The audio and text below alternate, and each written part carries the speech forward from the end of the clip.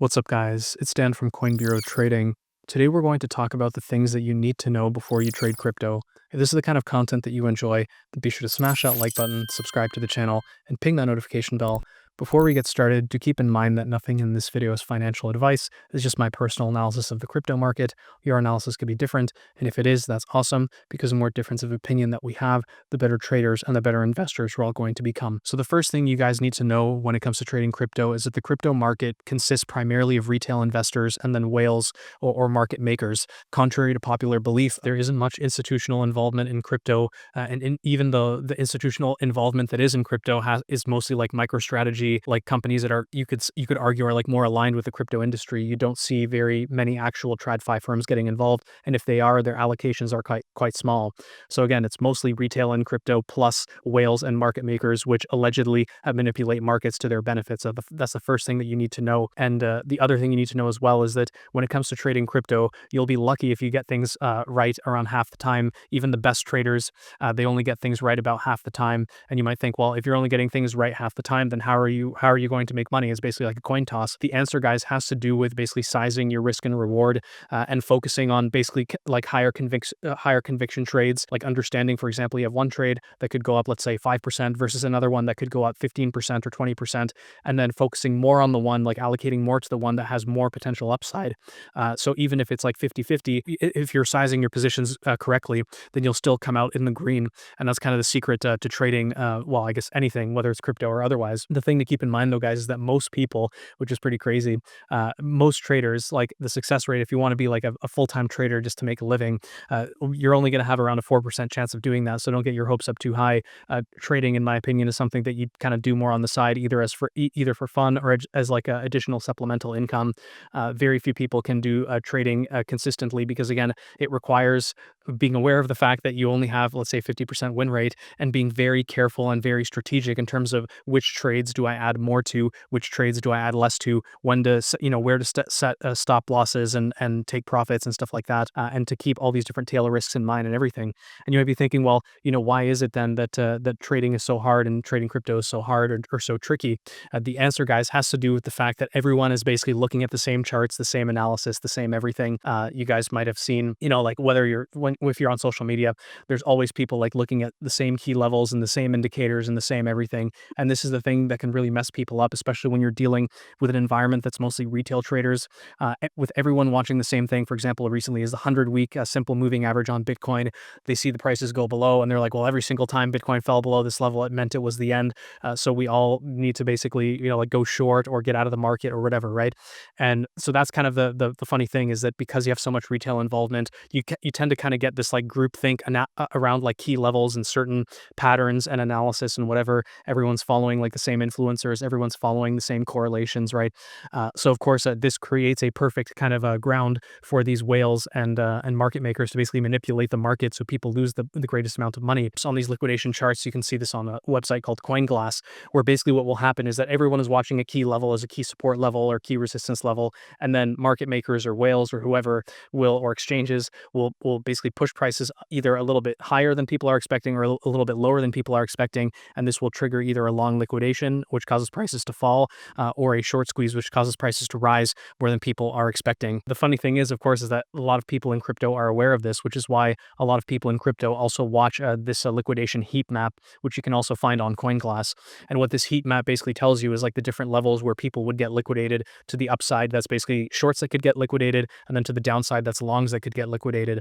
And there's this belief in crypto that market makers and exchanges and whales like to quote unquote grab liquidity, which means that they like to push prices up into these zones where it would cause basically the most losses for traders on a day-to-day basis. And at the time of shooting this video, you can see that there's a lot of liquidity that still needs to be grabbed to the upside. So it wouldn't surprise me at all if by the time you see this video, you see Bitcoin has rallied into this 95,000 zone and maybe even higher, because it's basically squeezing and taking the liquidity of all these people who've been going short because, whether it was they saw some pattern or the 100-week simple moving average was lost or whatever else, right? And as a result of that, everyone is super short, and this is where they would get liquidated.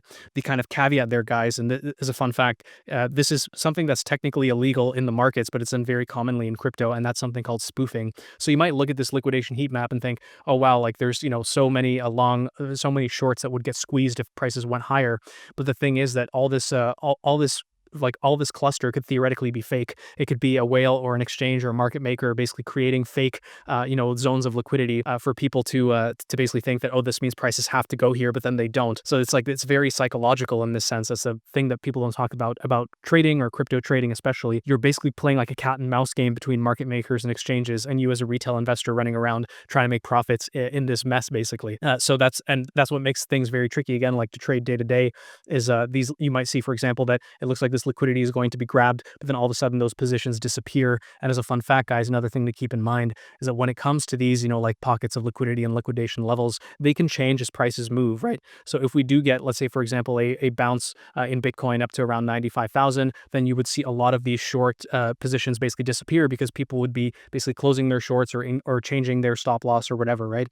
So that's the other thing to keep in mind is even though this looks like a static chart, it's actually dynamic and changing basically every single second. But anyways, guys, the other thing that you need to keep in mind as well is that when it comes to analyzing crypto prices, it doesn't just have to do with these day-to-day levels and like, the 100-week SMA and whales trying to liquidate everyone. It also has to do with the assumptions around the 4-year cycle and specific timing, unlike the broader sense of like what's going on with the crypto market. And of course, everyone assumed rather that 2025 would be this big breakout year because that's what's happened historically. And of course, when you see that happen, then it suggests that the cycle top, in my view, that the cycle top for crypto would either come slightly before or slightly after the time period that everyone is expecting.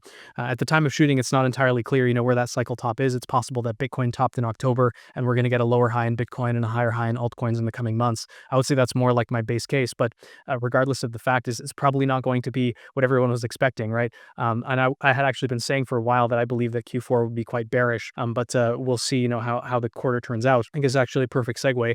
When it comes to analyzing the crypto market, especially as a trader, you have to remember, again, if everyone is looking at the same levels and if everyone is also looking at the same charts and analysis and grabbing liquidity and people are aware of the manipulation, it's kind of like they know that we know that they know type of thing, So you really have to think in like I don't want to say like a 4D chess way, but you have to find different ways of analyzing the crypto market. You can't be looking at the same levels and the same indicators and everything as everyone else. You have to try and find other indicators that no one is looking at to get a sense of what's going on in the market and what could come next. And if you guys have been following my content, you know that one that I follow very closely in this sense is the US dollar. Just to quickly recap, the US dollar is basically, it's both a driver of liquidity and a reflection of liquidity conditions. When the US dollar is going down, it means global liquidity is rising and could go even higher. And when the US dollar is going up, it means global liquidity is being drained. And obviously crypto is very responsive to this type of macro liquidity. What's really interesting is other people have pointed out is like if you take the inverse of Bitcoin's chart and you plot it against the US dollar, it basically looks identical. So this is Bitcoin flipped upside down. This is a chart from about a month ago, a couple months ago. You see Bitcoin chart flipped upside down, and then someone replied here saying, hey, that's literally basically the US dollar. And that's exactly what you're looking at, because what you're looking at through the US dollar is basically liquidity conditions. And historically speaking, I've mentioned this many times before, is that when the US dollar gets like a first leg lower in like a medium-term downtrend, that corresponds to a crypto rally led by Bitcoin. Then we get a couple of months of chop in the US dollar. And then when the US dollar gets that second leg lower, that's when we get an altcoin season. The thing that's been quote unquote different about this cycle is that this period of chop, which is normally around 2 or 3 months, has now been going on for whatever it is, like 6 months, 7 months, which is unprecedented. It's more than double the amount of time of chop in the US dollar. And this kind of chop in the US dollar, especially when you see a rally up to the upper range that it's been chopping in, that really drains liquidity. That's what we saw in October, November, US dollar surging higher, draining liquidity out of the markets. And that's why the crypto market performed so poorly.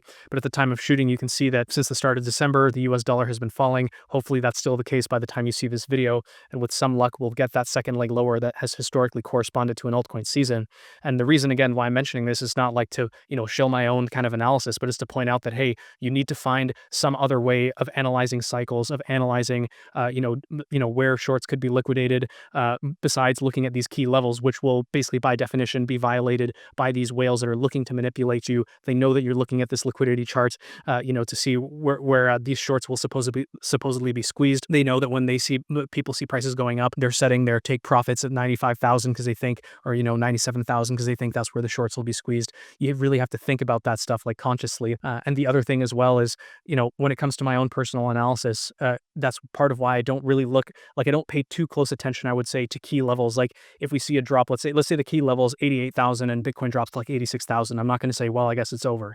I'm aware of the fact constantly that key levels to the upside and the downside will constantly be violated, basically because you're basically seeing a manipulation by whales and exchanges and whoever else, right? So that's why what I like to look for is, I don't want to say evidence of manipulation, but I try and look for parallels between previous drawdowns or previous tops.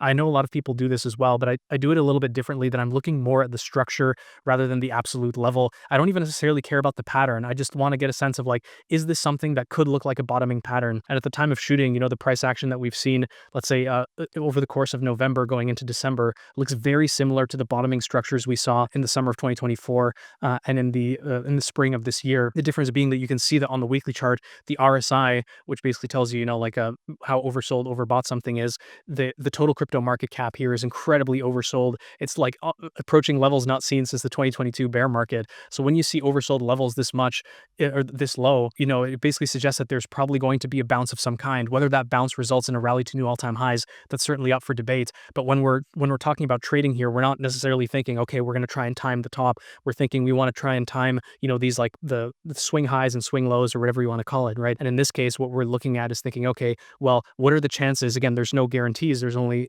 kind of a statistics and chances. What are the chances that the price action we've seen over the last few months is a bottoming pattern versus another leg lower? I would say the chances of it being a bottoming pattern are higher. I would say 70, maybe even 80%. This is a bottoming pattern. Then we're going to get another leg higher. Whether that turns into a new all-time high or results, in a rollover into the bear market, that's certainly up for debate.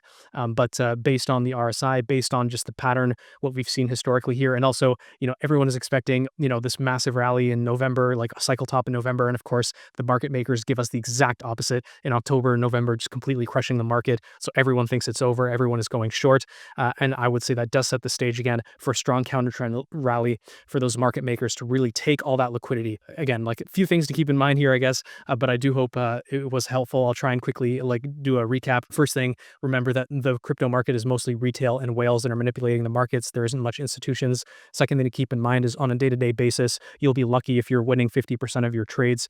Most traders lose money. And of course, the kind of secret to success is to focus on the higher conviction trades, sizing positions. I'll probably have to do another separate video about that, but you want to basically gradually scale into a position that's performing well and ride that trend, stuff like that. But again, not going to get into the details. But again, it's less to do about your win rate and more about how big those wins are and how to maximize your wins and how to minimize your losses in percentage terms, like in terms of the returns, not in terms of the frequency, if that makes any sense, in terms of the rate. And of course, being a day trader for most people probably not going to work. It's possible that you could get there, but if you are, the first step in that journey, I would say, is to focus on or realize rather the fact that everyone is watching the same charts, everyone is looking at the same levels, everyone is looking at the same cycles. And when you have that in mind, you have to remember, okay, well, given that there's so much manipulation, we have to be aware that we're going to see basically manipulation, something that results in the opposite of what everyone is expecting. That's why you need to find different ways, guys, of looking at the charts, of looking at flows in the crypto market, whether it's the US dollar or yields, or or looking at stocks, even pick your poison. Try and find different ways of analyzing the crypto market than how people are looking at it, and try and avoid, again, being very strict with these key levels and saying, oh, it has to go to this level because of whatever, right? Because of whatever indicator or key, long-term moving average. It has to go above this level or below this level or whatever, or else it's over. You have to wipe that kind of ultimatum out of your head, let's say. And at the same time, you also need to be cognizant of the fact that, the goal at the end of the day for market makers is to again extract as much money from you as possible. And you have to constantly be thinking, what is the consensus view right now? And am I on the consensus or opposite of the consensus? And I will say from personal experience, this is the hardest part, is figuring out what is the consensus, because people will often say, I'm bearish, but they're still position long or going long at every low, right? It's only when people are secretly bearish, when really you can tell the sentiment is negative or just completely dead. That's when you know that a bottom is close. It's not when prices are falling, everyone says, oh, it's falling, it's over, but they're waiting to catch the bottom to go long. Once you see all that type of behavior wiped out, that's when the bottom is in. And on the flip side, when everyone is going long and doubling down and whatever, which to be honest, we haven't really seen this cycle, I would say, that's when when the top is in or very close, at least from a cyclical perspective, or even on a short-term basis. But anyways, guys, if you are looking to trade crypto, then I would suggest checking out the links in the description, especially this first one here. Get up to 50,000 USDT deposit bonus. When you click on that link, it'll take you to a page that looks like this. You'll notice that the Coin Bureau does have a partnership with BitGet, but on a personal note, I am a huge fan of BitGet. I use the exchange personally. That does not mean that you should be keeping your crypto on BitGet or any other exchange. Only keep crypto on exchanges that you're actively trading. And contrary to popular belief, guys, like BitGet and these exchanges, they don't just have futures, they have spot trading, which has lots of volume, awesome stuff, like lots of market liquidity, or rather market depth, I should say. They have on-chain trading, they have tokenized stocks, they have AI trading, a whole bunch of stuff, and it's completely free to sign up. So just make an account, see if you like it, play around with the features, and if you find one that you like, with some luck, you'll get enough trading volume here to get some of these bonuses again, which is up to 500,000 USDT. Anyways, guys, if you did make it this far and you did find that information helpful, then be sure to smash that like button, subscribe to the channel, ping that notification bell, and I'll see you in the next one.